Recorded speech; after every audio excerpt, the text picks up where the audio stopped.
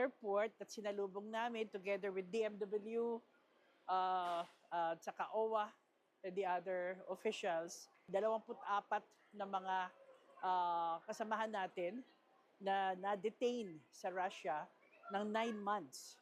Kaya sila napalabas na bigla-bigla. Ito yung request ng Pangulong Marcos na nagpunta siya, nandun siya sa Kazan, which is south of the Russian Federation. Lahat sila babae. I think 2 lalaki lang sa 24.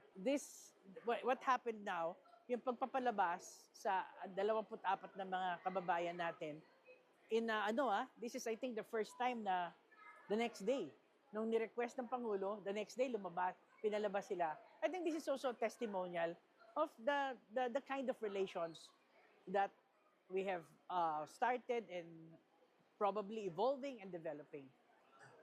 Tayo ay nagsasagawa na ng mga implementasyon ng pagtulong sa kanila, pagbalik.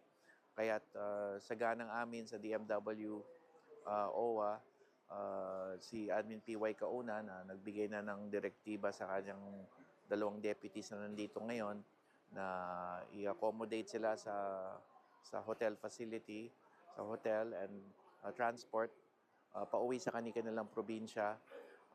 Kasi yung iba sa kanila ay kinakailangan lumipad pauwi na Mindanao, Visayas o sa mga bahagi ng Luzon. So, libreng plane ticket. And then, pinag-utos din ng Pangulo na bigyan ng pantawid na tulong pinansyal. So, merong binigay sa kanila. But ang isang direktiba rin ng Pangulo ay tulungan sila sa pangkalahatan. So, merong employment or livelihood assistance na pwedeng ibigay sa kanila. Ilalaan yan for the next few days. At yung TESDA training, kung kinakailangan magsanay sila sa TESDA. May ilang lumapit sa akin na may isa may special child at yung isa yung dalawa ay may malubhang sakit ng kanilang magulang. So, lalapitin natin sa DOH at sa Office of the President kung ano ang kabuang lunas na may bibigay. But of course, may financial assistance din mula sa DMW o pinag-utos ito ng Pangulo na bigyan sila kahit papano na pantawid na halaga ng pera sa kanilang pagbabalik. Salamat po kami kay President Bongbong Marcos dahil nasali po yung discussion ng pagkami ng mga 24 na OFW na nakakulong po sa Yakuts.